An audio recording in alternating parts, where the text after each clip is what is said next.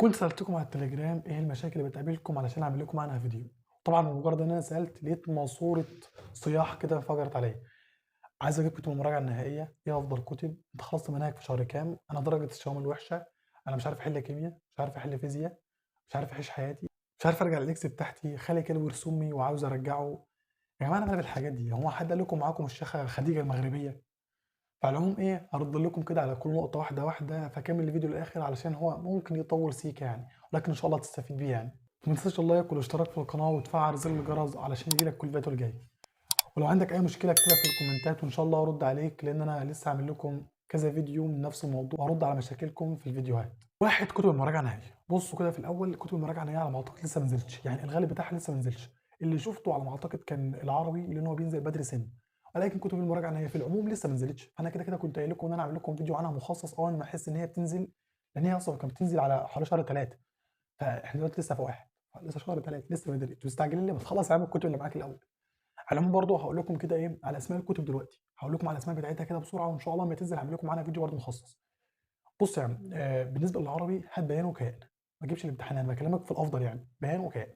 الإنجليزي هات المعاصر وMy friend، My friend جامد جدًا فهات الاتنين مع بعض. الفيزيا الامتحان ونيوتن الاتنين جامدين.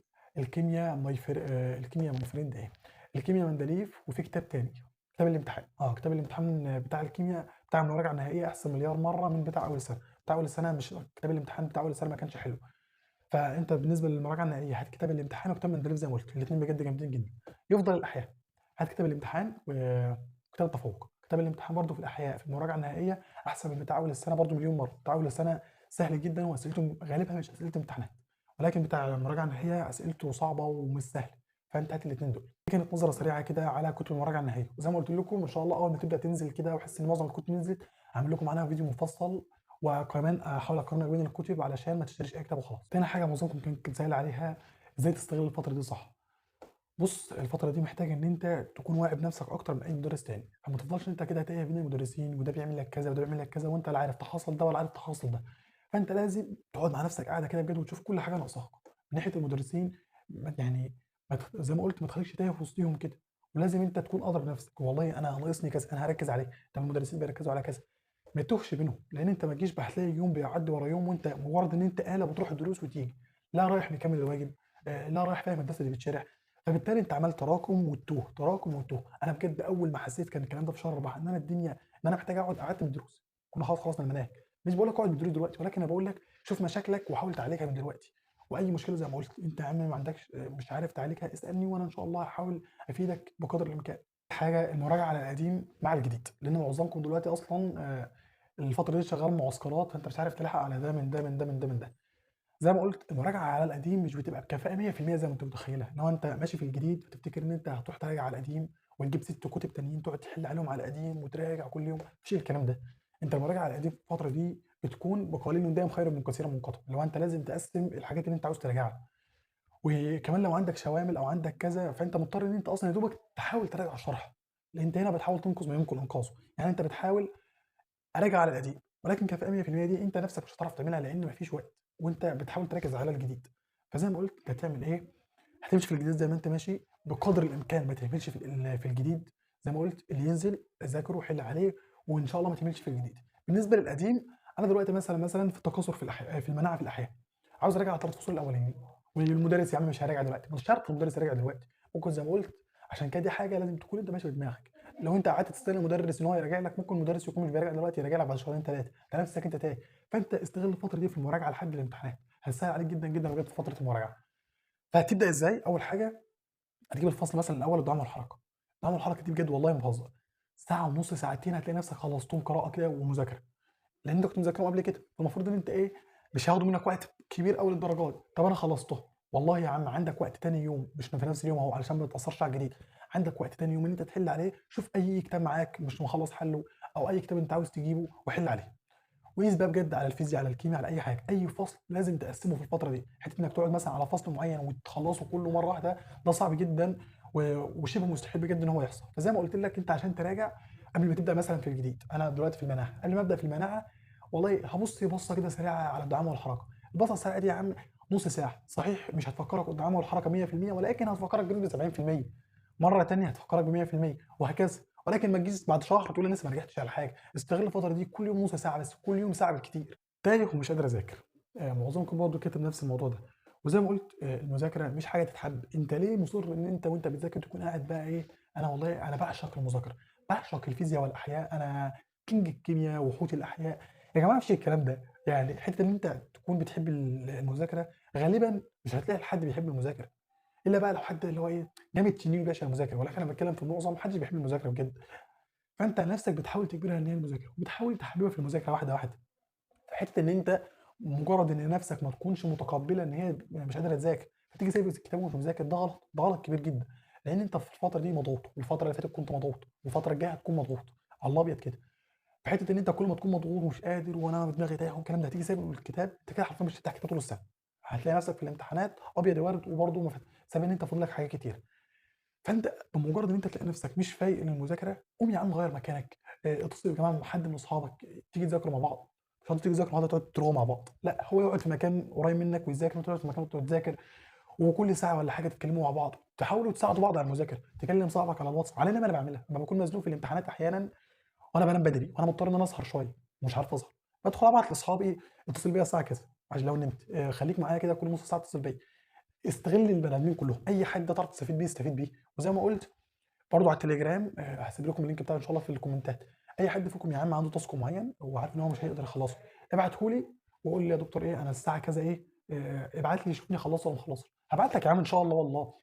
فكلنا بنحاول نساعد بعض كده. ولكن زي ما قلت اجبر نفسك على المذاكره، لان بجد ما فيش وقت ان انت تقعد تتمرقع. مفيش وقت، في وقت ان انت لو هتذاكر، ولكن ما فيش وقت لايه، للعب والكلام ده. درجات الشوامل وحشه. معظمكم بيجيب درجات حراره روسيا في الشتاء، بيجيب درجات بالسالب. يا جماعه بالله عليكم اسمعوا، انا صوتي اتنبح من كتر ما انا طول السنه عمال اقول لكم ان درجات الشوامل مش للتقييم، يعني والله مش بتعبر عنك. والله العظيم انا كان في الفيزياء بجد كانت عامله معايا طول السنه، ومع ذلك ما كنتش عارف ان انا اجيب فيها درجات كويسه او ترضيني على قدر مذاكرتي. ولكن كنت بعمل حاجه معظمكم للاسف مش بيعملها. حته ان انت الشامل ده خده اكنه حل زياده. يعني انت مثلا عندك ورا كل درس 150 سؤال، رحت امتحنت شامل عند المستر 50 سؤال، اعتبر ان انت كده حليت 2 سؤال. ما تفتكرش ان الشامل ده هو اللي خلاص بقى هتحدد مستواك والكلام ده. اهم حاجه اهم حاجه اهم حاجه والله لازم تعملها، وجد انت مش هتستفيد لو ما عملتهاش. اي شامل تاخده في حياتك استفيد بيه. دلوقتي انا يا عم انا رحت امتحنت شامل 50 سؤال، جبت 2 من 60. مش هقول ما فيش حد بيجيب كده. جبت يا عم درجه اي مهما كانت الدرجه حلوه او وحشه، لازم اشوف كل سؤال انا غلطت فيه. ولو سؤال انا كنت هبده طلع صح لازم برضه اشوف وابدا اشوف الاسئله دي انا غلطت فيها ليه. يعني هل كانت تسرع ولا معلومه جديده ولا الكلام ده؟ لو معلومه جديده انا بجد المفروض ان انا افرح لكده واسجل المعلومات الجديده دي. شوف بقى يا عم انت المفروض ان انت طول السنه امتحنت كام شامل. لو كل مره بتعمل كده هتطلع بكم معلومات قد كده وبكم اسئله قد كده انت بجد انت مش متخيل تطلع بيها. انا كنت بعمل كده في الفيزياء، لا نفسي جبت درجه وحشه خلاص يا عم هات الامتحان كده اقعد اراجع كل سؤال فيه واكتب كل سؤال بخطواته. خلاص فهمت السؤال ده انا غلطت فيه ليه، خلاص الفكره دي لو جات لي بعد 100 سنه ما غلطش فيها تاني. لان انا بحاول اسجلها واكتبها وقيس بجد كده في كل مره. هلحق لو لسه ما بداتش؟ والله هتلحق، والله هتلحق. ولكن اول حاجه كده خلي النيه صادقه مع ربنا سبحانه وتعالى ان انت فعلا هتقدر كام شهر دول راجل مع نفسك كده، حرفيا مش هتسيب الكتاب. ليه؟ لان انت اول حاجه لازم تطلع كل الناس من دماغك، ويقول لك انت مش هتلحق تخلص الانجليزي، مش هتلحق تخلص العربي. لا، اي ماده انت ما بداتش فيها، اي ماده انت مراكم فيها كتير، والله هتلحق لو انت فعلا صدقت النيه كده مع ربنا زي ما قلت وخدت الكام شهر دول جد. ابدا كده النهارده كده صحيت مثلا انا لسه ما بداتش فيزياء مثلا، الفصل الاول والله هروح هبدا اسمع فيديوهاته يومين 3 4 5 هبدا اقسمها ومش عارف ايه وابدا احل. حتى ولو الحاجه مش طالعه بكفاءه 100%، على الاقل انت صدقت النيه وبدات. وخلال الكام شهر دول هتخلص المناهج، والله المناهج بتخلص. ولكن ما تجيش بعد شهرين وتيجي تقول لي هو انا هخلص المنهج وتقعد تسمع لي فيديوهات ازاي بدات في شهر 5 وجبت 99 و9 من 10. ما تصدقش الكلام ده، مفيش حد يبدا في شهر 5 ويمتحن في 6 ويخلص المنهج، مفيش حاجه، مفيش الكلام ده. وده كلام مش واقعي. ولكن احنا لسه في شهر واحد، فان شاء الله واقعي ان انت تحاول تخلص معظم المناهج وتخلص ان شاء الله المناهج كلها والله لو دوست جامد. فابدا وما تجيش بعد شهر تقعد تسالني انا هبدا انا هلحق ولا مش هلحق. بعد شهرين 3 مش هتلحق. فابدا من دلوقتي كده. وزي ما قلت اخلص لله ربنا سبحانه وتعالى وادعي ربنا كتير كتير كتير ان هو يعينك. مش عارف احل فيزياء، ولا انا والله كنت بعرف احل فيزياء، ولكن نفس الموضوع استمريت فيها. الفيزياء مش سهله، والله مش سهله، ومعظمنا فعلا مش بيحب الفيزياء. وانا والله واحد من كنت بطيء الفيزياء. واكيد كلكم شفتوا امتحان الفيزياء بتاعنا وسمعتوا انه كان اصعب امتحان في ثانويه عامه جديده والكلام ده كله. والله انا امتحان الفيزياء جاب في 55، مقارنه بالامتحان في الدرجه كانت 55 من 60. يعني طبعا انا غلطت في اول لحد دلوقتي. انا اصلا الامتحان نفسه كان فيه اسئله غلط وشويه عبط كده حصلت. فبغض النظر عن الكلام ده كله، أنا والله الفيزيا ما ضبطت معايا غير في آخر 3 شهور، أنت مدرك؟ يعني ضبط معايا في آخر 3 شهور، وكمان يمكن آخر شهرين ونُص بتاع المراجعة. عملت إيه؟ إن أنا من أول السنة وأنا عارف إن أنا مش باحب الفيزيا، هل كنت باسيب الفيزيا؟ يعني أنا عارف إن أنا مش باحب الفيزيا، هاروح أعمل فيها وأسيب الفيزيا؟ لأ، كنت باحاول أضغط عليها وأحل فيها، وصحيح ما كنتش باعرف أحل كتير، وكنت باعمل كل الكلام ده، ولكن حِل فيها واستمر فيها، ما تيأسش بجد فيها. أول حاجة أنت دلوقتي حليت شوية أسئلة، غلطت يا عم في 90 من 100 غلطت في معظم الأسئلة، جيب الأسئلة دي واكتب معلوماتها واكتب أفكارها. أنا والله كنت باجي عند أنا حليت شوامل كتيرة الحمد لله عشان أنا حاولت أراجع بدري، حليت شوامل كتيرة في حتة إيه، كنت كل سؤال ما أعرفوش خلاص أشوف حله وأبدأ أكتب فكرته، ألاقي فكرته بتتكرر تاني بعدين، فدي حاجة تفرحني إن أنا الحاجة اللي ما كنتش عارفها بقيت عارف أحلها. مع كتر الحل والله بجد أي مادة بتظبط بالطريقة دي، وبالذات الفيزياء زي ما باقول لكم كده استمروا فيها وحلوا فيها كتير، وخدوا فيها أفكار كتيرة. المهم إن أنت مش مجرد إن أنت ما عرفتش تحل سؤال تسيبه، لأ، ادخل شوف حله وسجله، وسجله وسؤال مع سؤال مع سؤال، مع الزمن ومع الشهور دي والله هتلاقي ضبط معاك جدًا. في منكم برضه كان بيسأل خلصت المنهج في شهر كام؟ بُصّوا ما تقلقوش والفترة دي بجد بتكون توتر، تلاقي كتب المراجعة نزلت وأنت مش عارف مش ملاحق على القديم ولا الجديد ولسه ما خلصتش الكتب. افصل دماغك عن البني آدمين، افصل دماغك عن المدرسين، ما تخلّيش البيئة المحيطة اللي حواليك تضحك عليك وتبوظ نفسيتك. سيبك من اللي خلص المنهج قبليه ب60 شهر، ما لكش دعوة يا عم بحد. بُص معظم المدرسين بيخلصوا منهج في شهر 4، أنا يا دوبك خلّصت الإنجليزي والفرنساوي لإن دي لغات والمدرسين كانوا بيخلصوها بدري، خلصتها على ما أعتقد في آخر 2 أو بداية 3، فخلصناها بدري. أمّا بالنسبة لمعظم باقي المواد كلها خلصتها في شهر 4، العيد كان 10/4، في مواد زي الفيزيا خلصتها قبل العيد بحوالي يومين 3 يعني كانت في بداية شهر 4، مادة زي الأحياء خلصتها على حوالي 15/4، كنا متأخرين سِنّة. فمش الغرض إن أنت تخلّص إمتى، المهم إن أنت شهر 4 كده تكون خلصت مع المدرس كده وأنت مستريح نفسيًا. فزي ما باقول مش مهم إنك تخلّص إمتى وسيبك بقى من حوار إيه، ده خلّص إمتى وده أنا خلّصت الكيميا وراجعت عليها 12 مرّة، سيبك من الهري ده كلّه، ما تخلّيش البيئة المحيطة تأثّر عليك.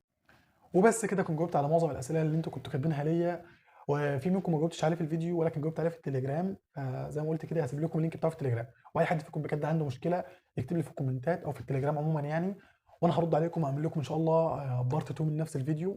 ما تنساش اللايك والاشتراك في القناة وتفعّل زر الجرس علشان ييجي لك كل الفيديوهات الجاية. سلام.